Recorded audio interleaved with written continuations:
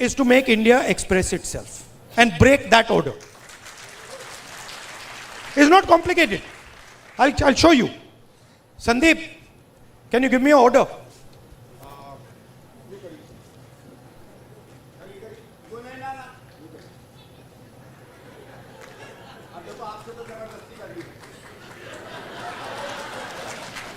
This is RSS. This is रचनात्मक कांग्रेस. एक और ऑर्डर दो भाई. हाथ मिलाने का ऑर्डर दे दो. चलो सिंपल कर देते हैं. Friendly gesture. हाथ मिलाने का ऑर्डर कर देते हैं. हाथ मिलाने का ऑर्डर दो. Our job is very simple.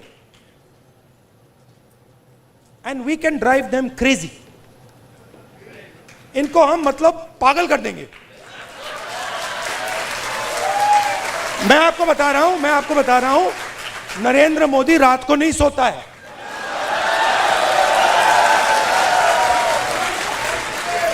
उसके अलग अलग कारण है. उसका एक ऑब्वियस कारण है और उसके बहुत सारे हिडन कारण भी हैं. आपने देखा अमित शाह सो कॉल्ड, क्या कहते थे उसको पहले, चाणक्य, और क्या कहते थे, Sardar Patel, तड़ीपार. Where has he disappeared? वो भाग गया. वो 20 दिन के लिए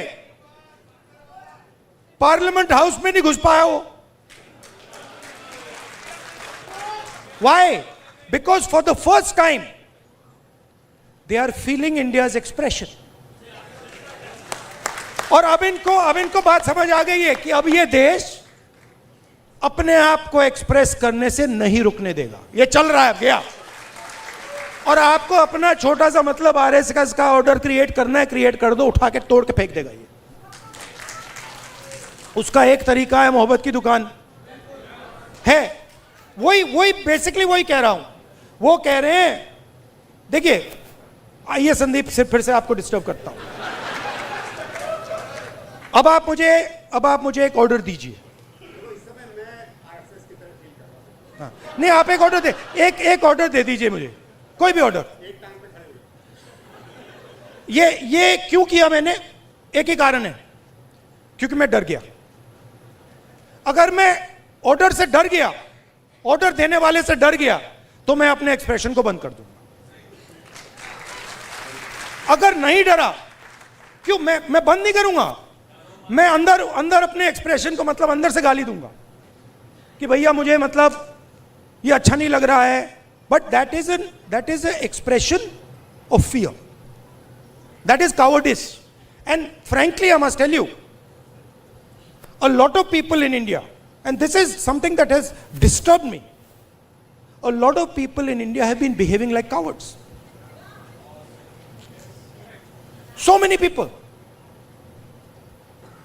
They've been behaving like cowards against this cowardly force. Now I can understand if you are fighting the British Empire and suddenly you say, I'm feeling a bit scared. But you're fighting a bunch of jokers. How can you feel scared? Please understand, you're literally fighting a bunch of jokers, clowns, right? Who have no idea about our philosophy, no idea about our history, right? They're a bunch of clowns. Now, I couldn't say this. I can naturally say this about my friends in the RSS. It's obvious to me. In fact, it's obvious to most people that these people have no understanding of India. Right? Why? Because somebody who cannot connect with India as it is today cannot understand India. To understand India, you can't understand India 3,000 years ago. You have to understand it today, right now. And to understand it today, the only way to understand it today is if you understand its expression. These people, please watch them. Please watch them. I'll show you. Bhaiya, 3-4 of you come here. आइए अभी आइए, just come, just stand like this, just stand next to him, just stand next to him, just come, stand here. Now do that RSS salute, that one. How do you do it? Just do it, just do it, just do the RSS salute. See, they're not taking the order, right? But this is what that structure looks like. This is what the RSS looks like mentally, conceptually. Now let me show you the Congress. Let me show you. No, they are now, suddenly they became the Congress. See? So these people, what have they done? What is the magic trick? The RSS has been utilized, has been captured and been utilized by large capital. Okay? Please understand, large capital, Mr. Ambani, Mr. Adani, these guys have captured the RSS. The RSS ceased to exist long ago. What was the RSS? The RSS was the expression of the small Indian businessman. Goldsmith, jeweler, Banya, that was the RSS. That died, it's gone. Today the RSS is an instrument of Mr. Adani. That's all it is. And they stand there with their lathis and all making a fool of themselves.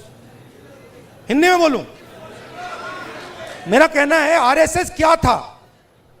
RSS जो छोटा businessman था, मैंने study की ये बात, जो छोटे छोटे बिजनेस वाले थे, मिठाई की दुकान चलाते थे, सोनार थे, लोहार थे, इनकी फोर्स थी. उनको तो उन्होंने धोखा दे दिया, मार दिया. वो तो सब मर गए. आरएसएस ने डीमोनेटाइजेशन कर दिया, जीएसटी कर दी और अपने ही लोगों को धोखा दे दिया, खत्म कर दिया. उसके बाद क्या हुआ? शुरुआत कैसे हुई? शुरुआत वाजपेयी जी के टाइम में प्रमोद महाजन ने की. कैपिटल इंजेक्शन को आरएसएस के अंदर उसने डाला, पहला फर्स्ट स्टेप. और second step Narendra Modi. Final corporatization of RSS और Narendra Modi. It's obvious. RSS as original force is dead. We are not fighting. They finish, they gone.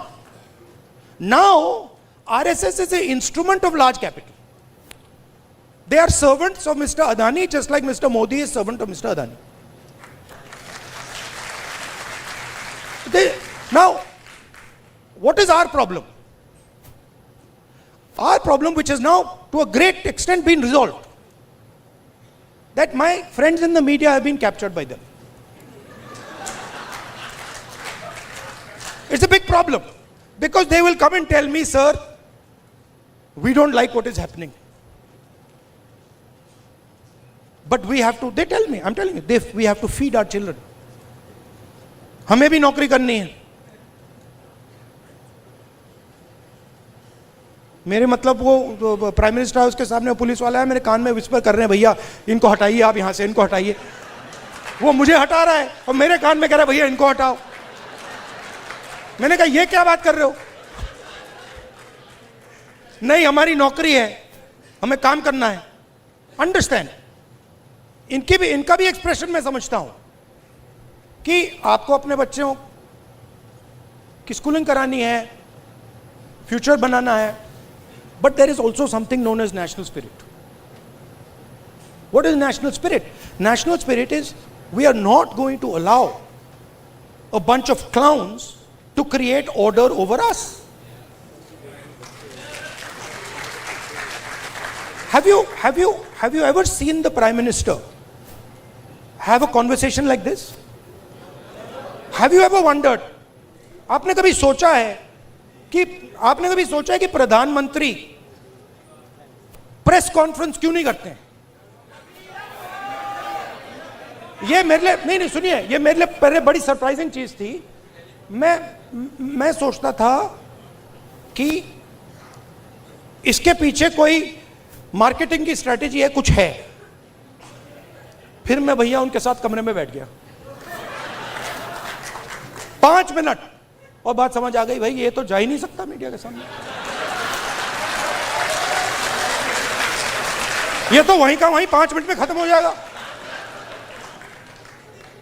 Reality है, मैं आपको रियलिटी बता रहा हूं। तो रचनात्मक कांग्रेस का मतलब क्या है? आपको एक्सप्रेस करना है। आपने एलजीबीटी की बात की, आपने आदिवासियों की बात की। एक्सप्रेशन को दबाना नहीं है, कोई भी हो। और मैं आपको बात को और भी आगे ले जाता हूं। जिस दिन आरएसएस के एक्सप्रेशन को देश से खत्म करने की बात शुरू हुई, उस दिन मैं उनकी रक्षा करूंगा, क्योंकि उनका भी एक्सप्रेशन है। हमारा ये नहीं है, हम कह रहे हैं कि भैया सब लोगों का एक्सप्रेशन होना चाहिए। जो आपके दिल में, आप खुल के बोलो, डरने की कोई जरूरत नहीं है। आप किसी और को नहीं दबा सकते। आप ये नहीं कह सकते कि भैया देखो आप सिख हो तो आप गुरु नानक की बात नहीं कर सकते, आप मुसलमान हो तो आप अल्लाह की बात नहीं कर सकते, आप जैन हो तो आप महावीर जी की बात नहीं कर सकते, आप हिंदू हो तो आप शिव की बात नहीं कर सकते। नहीं, जिसको जो बात करनी है, जो भी जिसके भी दिल में है, उसको बोलना चाहिए। उसके बाद देखेंगे बात अच्छी नहीं लगी तो फिर कहेंगे उससे कि भैया देखो ये आपने जो बोला है ना, ये इसने मूड खराब कर दिया, इसको आप दूसरे तरीके से, पहले बोलेंगे इसको आप दूसरे तरीके से बोलिए, प्यार से बोलिए। तो जब देश में एक्सप्रेशन बाहर निकलेगा तो देश की ऊर्जा, देश की जो स्ट्रेंथ है वो पूरी दुनिया को दिखाई देगी। ये क्या कर रहे हैं? ये देश पर एक्सप्रेशन को मार रहे हैं।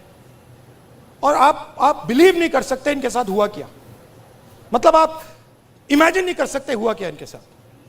ये गए, आई विल एक्सप्लेन। ये गए, संदीप आना जरा,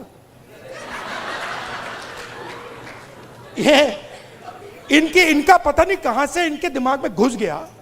अब अजीब चीजें घुस जाती है, बट इनके माइंड में घुस गया कि फॉरेन पॉलिसी इज दिस।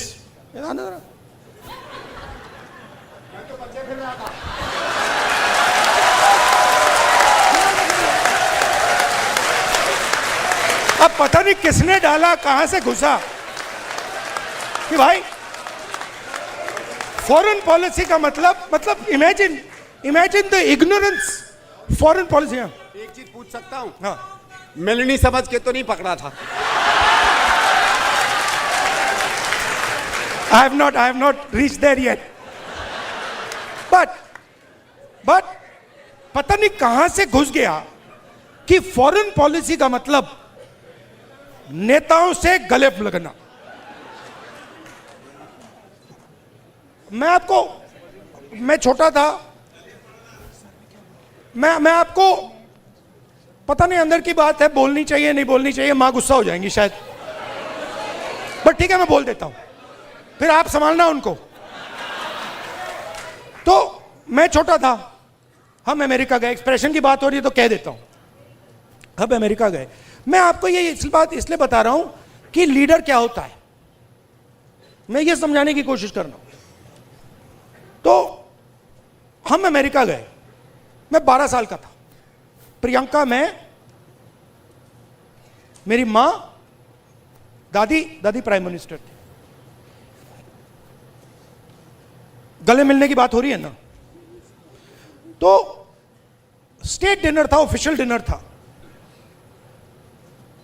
तो दादी और मां ऑफिशियल डिनर पे गए, हम बच्चे थे तो हमें मतलब छोड़ दिया घर, हम खेल रहे थे। 2-3 घंटे बाद दादी वापस आई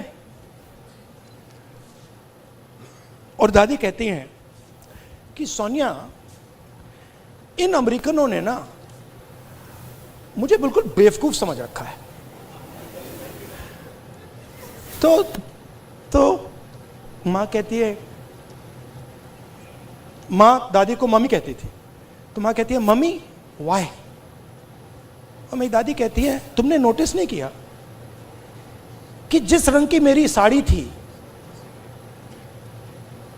उसी रंग का ड्रेस नैन्सी रेगन पहनी थी। मतलब आप अपने दोस्त के घर नहीं जा रहे हो, इस काम में हिंदुस्तान का प्राइम मिनिस्टर दोस्ती नहीं करता है, उसको दोस्ती से कोई इंटरेस्ट नहीं है, उसको अपने देश की रक्षा करने का काम करता है। अब इनके दिमाग में पता नहीं कहां से घुस गया कि ये मेरे दोस्त हैं। वो गले लगने लग गए, थोड़ी देर बाद हो जाता है कि भैया ये मेरा दोस्त है, गले लग लिए 3 बार, दोस्त होगा। वो पीछे से पकड़ लिया उन्होंने। हाँ, वो 2 मिनट में देखो, ये सोच रहे कि मेरे बड़े फ्रेंड हैं, है ना, ये सोच रहे मेरे बड़े फ्रेंड हैं, ये मैं अपने आप को इनका फ्रेंड नहीं मानता हूं, तो ये आ रहे हैं गले मिलने, मैं आ रहा हूं गला पकड़ने। और मैं आपको बता रहा हूं, नरेंद्र मोदी को 2 मिनट में लपेट लिया। अब इमेजिन हुआ क्या, इमेजिन हुआ क्या। एक साइड ईरान में युद्ध होता है,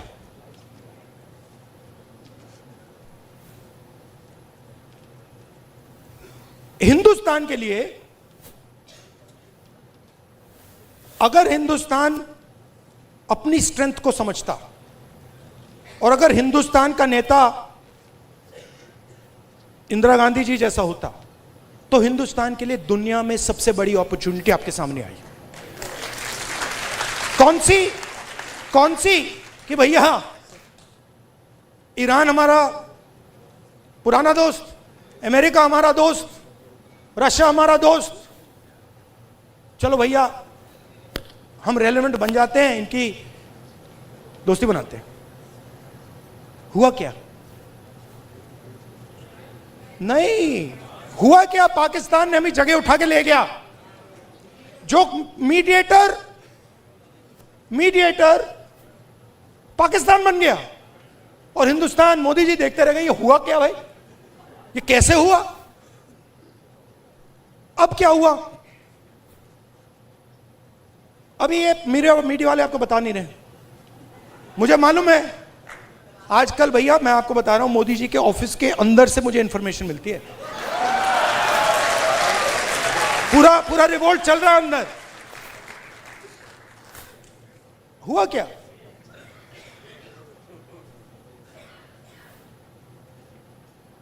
हमारी पेट्रोलिंग एरिया में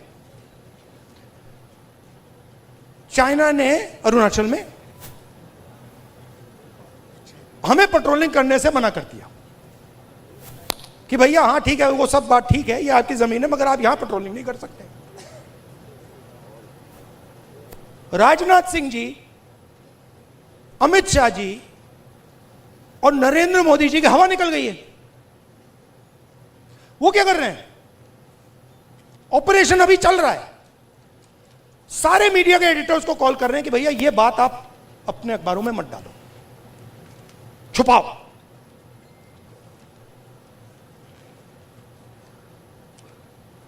सीधा बिना सोचे समझे देश का नुकसान कर रहे हैं।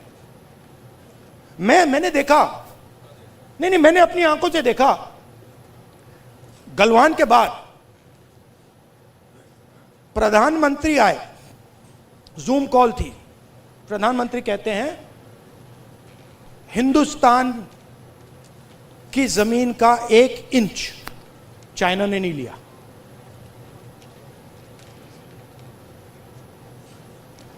उसके बाद आर्मी कहती है कि भैया हिंदुस्तान की जमीन तो ले गए। आप सोचिए, चाइना को मैसेज किया गया, चाइना के नेगोशिएटर्स ने हमारे नेगोशिएटर से कहा कि आप क्या बकवास कर रहे हो, आपके प्रधानमंत्री ने बोला हमारी आपकी जमीन नहीं गई। फैक्ट बोल रहा हूं आपको। आर्मी कह रही है कि भैया हमारी जमीन गई, चाइना का नेगोशिएटर कह क्या बकवास कर रहे हो, तुम्हारा तो प्रधानमंत्री कह रहा नहीं गई है, जाके उनसे बात करो। तो इन्होंने इंटरनली देश को खत्म कर दिया है, फॉरेन पॉलिसी उड़ा दी है, और सारा का सारा काम अपना जो पॉलिटिकल स्ट्रक्चर है उसको फाइनेंस करने के लिए, अदानी जी का पैसा लेने के लिए ये उन्होंने किया है। अब ठीक है, पहले क्या था, मूड खराब था, आप लोगों में भी मूड खराब था, मेरे पास लोग आते थे, भैया ये कब होगा, कब खत्म होगा, कब खत्म होगा, इसमें तो 10 साल लग जाएंगे। अब तो नहीं बिलीव करते ना, है ना, अब तो हो गया ना। हाँ। क्योंकि अब कांग्रेस पार्टी, ऑपोजिशन, सबका एक्सप्रेशन चालू है, अब नहीं रुकने वाला वो क्या। हाँ, thank you, tata, good bye. और मैं आपको बता रहा हूं, आप लिख लो, जिस दिन तक नरेंद्र मोदी अपना इस्तीफा नहीं देंगे, अमित शाह नहीं हटेगा, उस दिन तक नरेंद्र मोदी और अमित शाह नहीं सो पाएंगे। उनको हम जगा के रखेंगे, पूरी रात जगा के रखेंगे, जब तक वो कोलैप्स करके कहें कि भैया ये हमारी बस की नहीं है, माफ करो, छोड़ दो हमें। और बिना नफरत के, बिना हिंसा के, बिना नफरत के हम हमारी देश की संस्कृति, हमारे देश के कल्चर की लड़ाई लड़ रहे हैं। हमारा देश नफरत का नहीं है, मोहब्बत का है, प्यार का है, भाईचारे का है, अहिंसा का है। ये हम प्रूव करके दिखा देंगे सबको। अब आप सबको, जब आपको ऑर्डर मिले ऊपर से, अच्छा लास्ट बात बताता हूं, ये मैं बात समझा कब, ये ऑर्डर वाली, मैं एक दिन लोकसभा में ना, एक तो प्राइम मिनिस्टर का साइड होता है और एक ऑपोजिशन का होता है, तो एक दिन पता नहीं क्यों मैं उस साइड से जा रहा था ऊपर की ओर, तो वो बैठे हुए थे वहां पे। तो जब मैं वहां से निकला, वो मेरी ओर देख रहे थे, सारे के सारे बीजेपी वाले। मैं थोड़ा उनके जानबूझ के थोड़ा ऐसे पास जा रहा था,